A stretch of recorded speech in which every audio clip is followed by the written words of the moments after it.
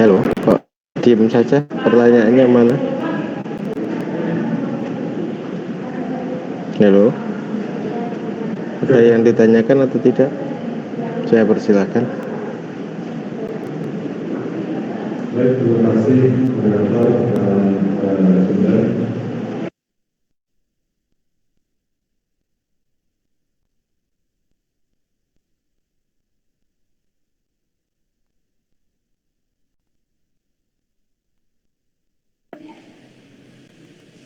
Assalamualaikum warahmatullahi wabarakatuh.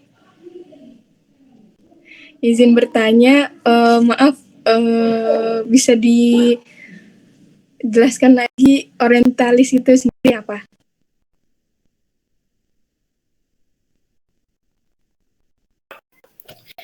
Waalaikumsalam warahmatullahi wabarakatuh. Baik, terima kasih kepada Saudara Himayatul Ummah.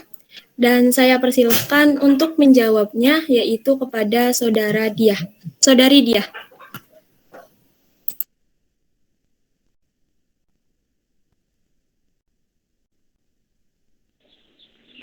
Baik, sebentar ya.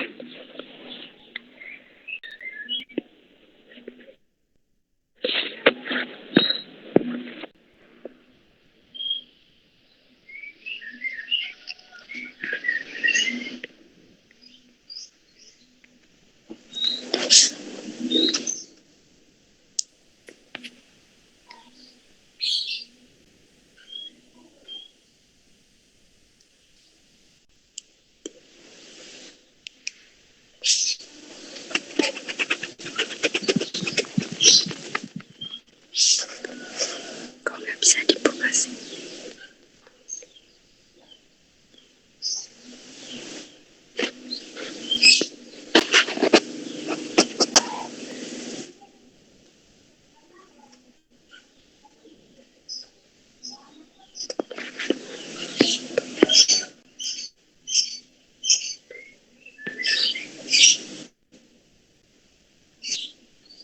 Yo, giliran siapa ini? Sebentar Bapak, ini makalahnya nggak bisa dibuka. Di print.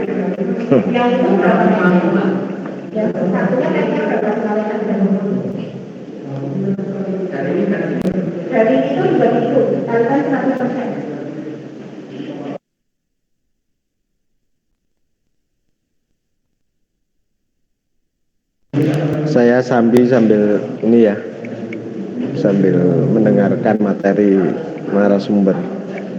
Sedangkan lagi bentrok dengan acara soalnya di Wonosobo.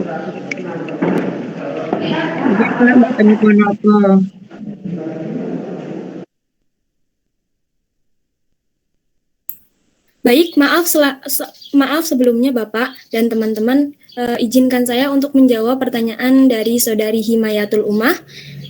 Baik, apa itu arti orientalis? Orientalis baik bisa disebut ahli ketimuran.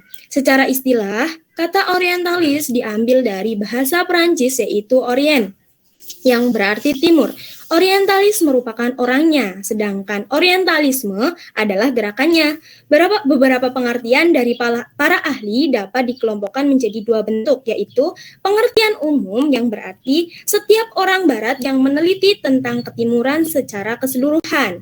Pengertian khususnya yaitu yang berarti studi barat yang berhubungan dengan Islam bagian timur, baik dari segi bahasa, adab, sejarah, dan akidah dan syariat.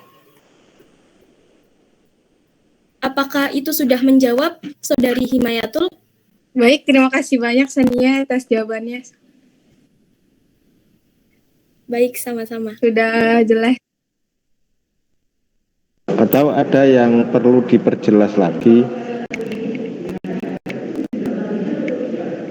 terkait pada kajian orientalis dalam studi Islam? Saya ingin bertanya. Oke, silakan Mbak Dinda. Apa maksud imperialisme perang salib dalam skala internasional? Mengapa Dr. Ibrahim Al-Fayoumi menyimpulkan hal itu sebagai konsep utama orientalis? Sekian, terima kasih.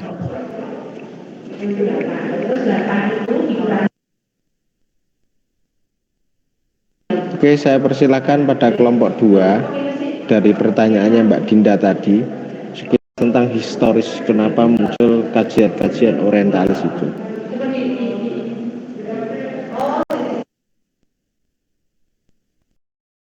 Mungkin ada yang bisa menjelaskan dulu tentang bagaimana historis perang salib.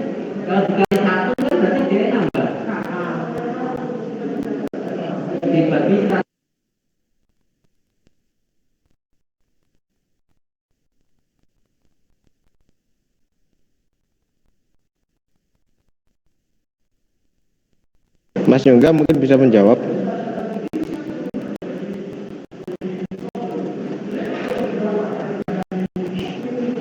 Mbak Sania, Mbak Himaya.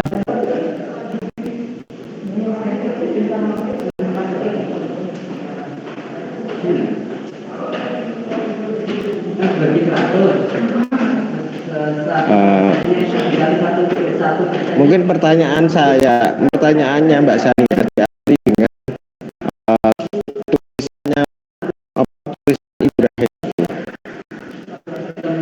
Jadi pertanyaan Mbak Dinda tadi dilihat dari judul artikel yang mungkin sampean kutip sebagai makalah tersebut, bagaimana awal mula terjadinya sebuah historis dari kenapa harus ada kubu orientalisme dan tidak itu.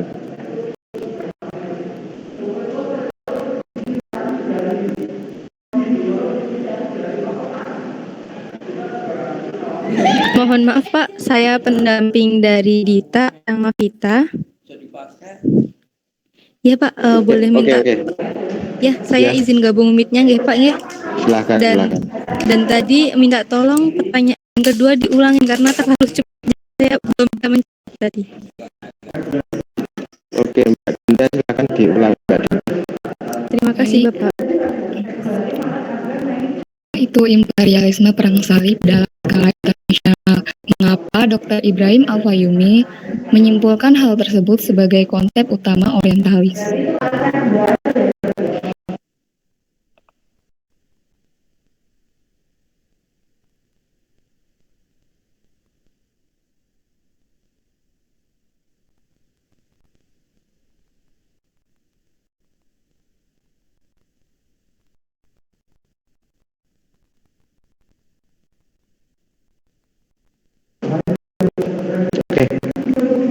Mungkin saya awali ya untuk menggantikan kelompok 2 ya, dan akan menjelaskan bagaimana kaum orientalis ini. Soalnya juga ini kelihatannya saya mau habis ini saya harus presentasi juga, jamnya sudah setengah jam 10.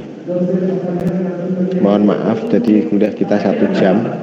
Oke, begini teman-teman semuanya, munculnya dalam konteks Islam itu kan kajian-kajian itu, Islam itu menjadi sebuah agama yang menarik ya.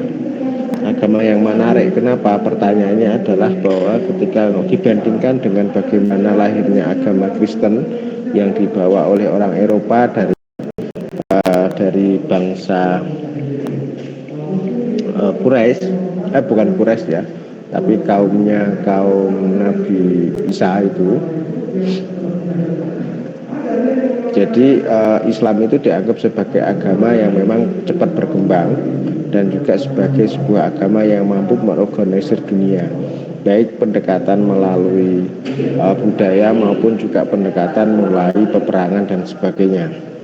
Akan tetapi ini adalah, kalau dilihat dari bab historis peradaban, ini adalah ngomong tentang peperangan peradaban antara peradaban Eropa dengan peradaban Arab Saudi, kemudian merucut pada sebuah pertentangan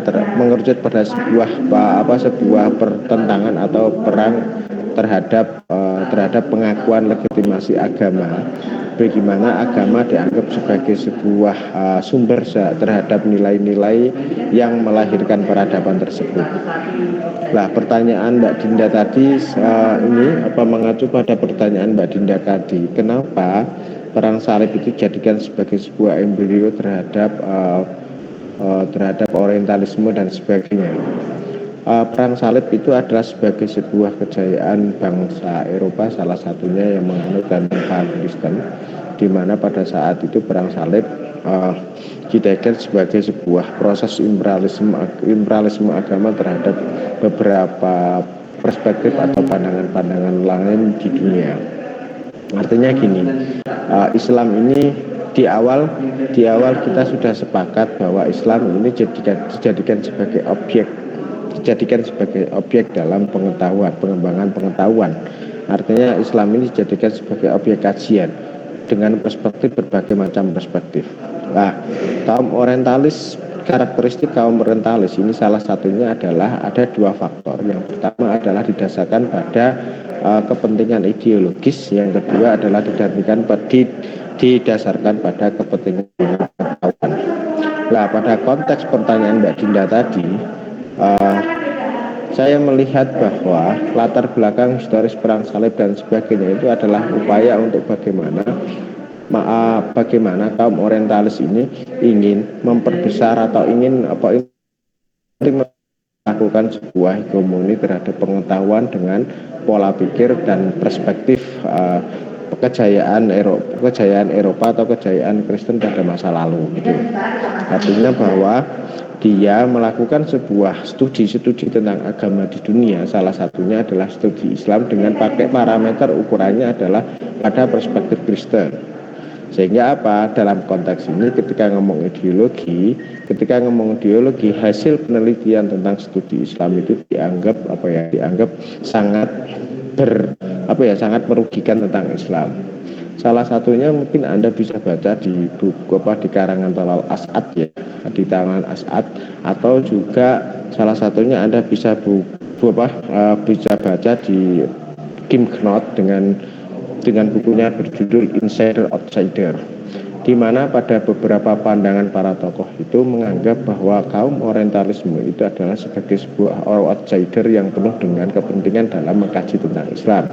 Salah satunya tadi sudah saya sebutkan, ada kepentingan ideologis, yang kedua memang ada kepentingan untuk pengembangan pengetahuan. Nah, pada konteks hasil kajian yang dihasilkan oleh kaum orientalis ini, banyak dari kajian akademi Islam ini yang menolak. Karena apa? Karena dengan perspektif ideologis ini menganggap bahwa Islam ini karena dengan saya lupa itu. Karena dengan paradigma orientalisme ini yang lebih menentukan pada ideologis, bahwa dalam hasil-hasil penelitian yang dilakukan, Islam itu adalah bagian terkecil dan superpowernya adalah ngomong tentang ideologi, tentang Nasrani. Itu ada kepentingan untuk menjelek-jelekan atau mendiskreditkan tentang Islam itu sendiri. Karena dari dalam kajian tersebut ada orientasi itu, orientasinya adalah kepentingan ideologis. Begitupun juga dalam bukunya Talal As'ad ada juga pertarungan pemikiran antara kaum orientalis itu, di mana di kaum orientalis itu kita bagi menjadi tadi ada yang ideologis, yang kedua adalah pure ngomong tentang kepentingan pengembangan pengetahuan. Orang-orang orientalis yang sifatnya tadi berdasarkan pada visi pengembangan intelektual itu mengklaim bahwa hasil penelitian kaum orientalis yang didasarkan pada ideologis ini bersifat subjektif dan tidak subjektif. Artinya apa? Dalam hasil beberapa kajian tentang Islam itu mengandung bias kepentingan terhadap ideologis dari kaum orientalis itu. Seharusnya kaum kelompok orientalis yang menolak tentang kepentingan ideologis ini seharusnya dalam penelitian tentang studi Islam tidak boleh menggunakan ukuran dari perspektif ideologis, akan tetapi harus disesuaikan dengan objek kajian yang ada, atau disesuaikan dengan bagaimana data-data di lapangan, tidak melulu bahwa data-data di lapangan tersebut mengikuti perspektif dari ideologis itu. Nah, di kemudian hari pertarungan ini juga akan pertarungan ini juga mendapatkan kritikan besar dari kaum akademisi Islam yang menganggap bahwa penelitian kaum orientalis itu terlalu subjektif dan mendiskreditkan tentang Islam itu sendiri. Karena apa? Karena ketika kaum orientalis melakukan penelitian terhadap Islam selalu menghasilkan sebuah karya penelitian yang mendiskreditkan Islam itu sendiri, seolah-olah bahwa Islam itu tidak lebih baik dari agama Kristen. Jadi misalkan saya kasih contoh adalah misalkan manajemen keislaman salah satunya adalah masjid misalkan. Salah satunya adalah masjid. Kaum orientalis dalam meneliti fenomena-fenomena tentang Islam, mereka menggunakan ukuran-ukuran agama Kristen. Salah satunya ada pastur, ada apa ya? Kalau di Kristen itu kan ada apa? Ada apa ya? Pastur, terus yang di Inggris namanya